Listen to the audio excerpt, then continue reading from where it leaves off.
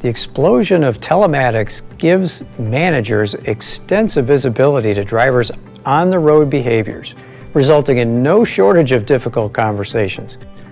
It's only natural to resist having these types of encounters.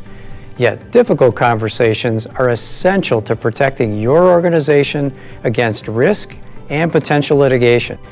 Any behaviors that violate your company's policies or the regulations need to be addressed and documented. However, with preparation, you can avoid common mistakes. Here are a few tips for having more effective conversations. Visit the link in the description for more. First, practice what you're going to say. Don't make it personal. Focus on the facts and the performance issue. Be brief and to the point without sounding harsh. Prepare for any reaction. Put yourself in the other person's shoes and consider how they might respond. Give the person time to reflect. Remember, you prepared for this conversation. They did not.